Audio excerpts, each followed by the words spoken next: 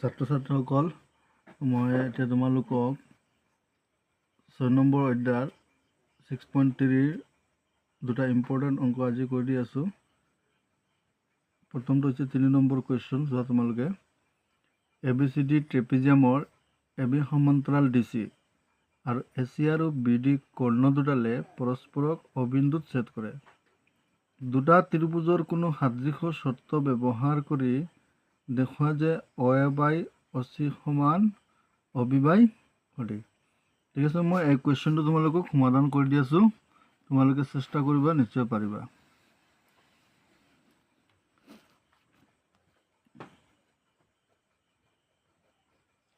প্ৰথমতে মই ট্ৰেপিজিয়ামৰ চিত্ৰটো ইয়াত আঁকি দেখুৱাই দিছোঁ।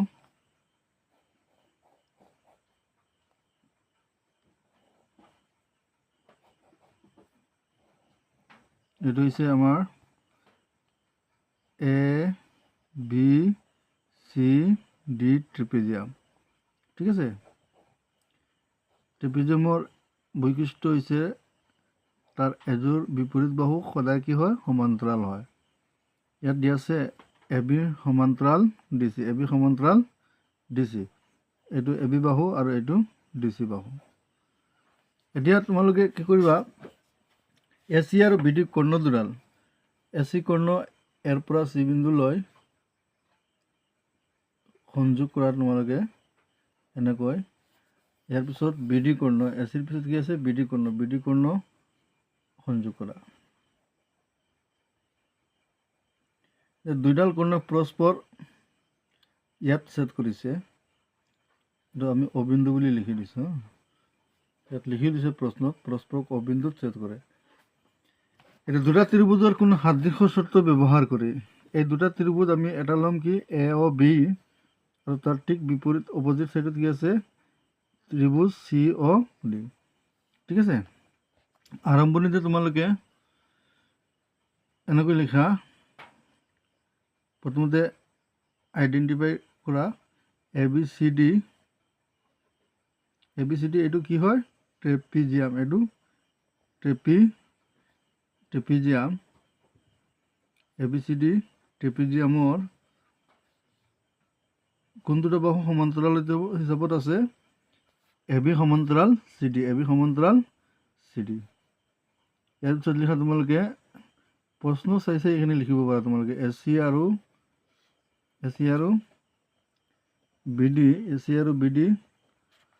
কৰ্ণ দুডাল, AC আৰু BD কৰ্ণ দুডাল পৰস্পৰ অবিন্দুত ছেদ কৰিছে, অবিন্দুত। ঠিক আছে, এটা AC আৰু BD কৰ্ণ দুডালে ক'ত ছেদ কৰিছে, অবিন্দুত ছেদ কৰিছে। এতিয়া দেখুৱাব লাগে যে আমি দেখুৱাম যে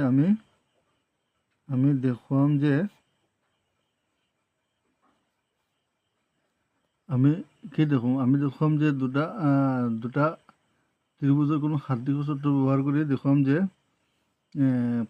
পৰস্পৰ অবিন্দুত ছেদ কৰিছে। ঠিক আছে, এতিয়া তোমালোকে ইয়াত কি কৈছে চোৱা, দুটা ত্ৰিভুজৰ কোনো সাদৃশ্য চৰ্ত, দুটা ত্ৰিভুজৰ কোনো, ইয়াত লিখাচোন, দুটা ত্ৰিভুজৰ কোনো সাদৃশ্য চৰ্ত ব্যৱহাৰ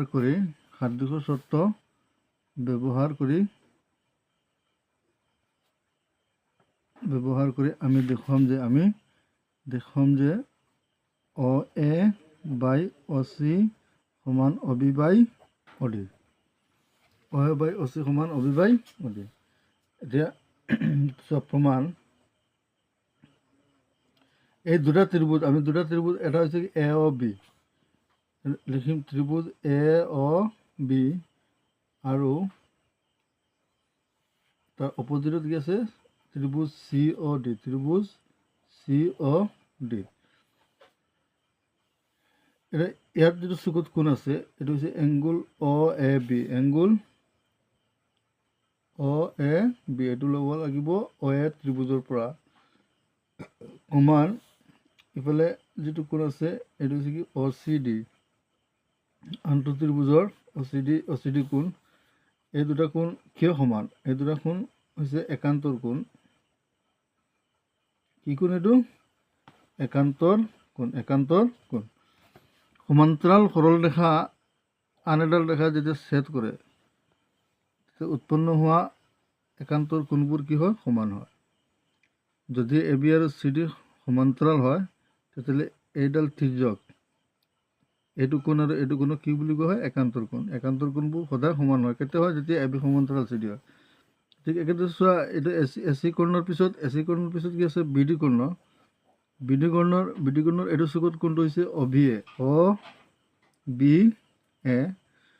আৰু ইয়াত যিটো কোণ হৈছে এইটো হৈছে কি ODC,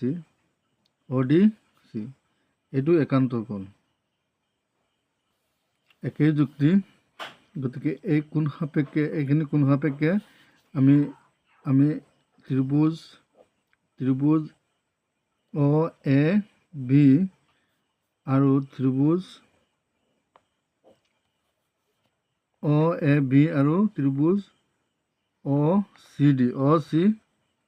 OCD এই দুটা ত্ৰিভুজ আমি সদৃশ বুলি লিখিব পাৰিম।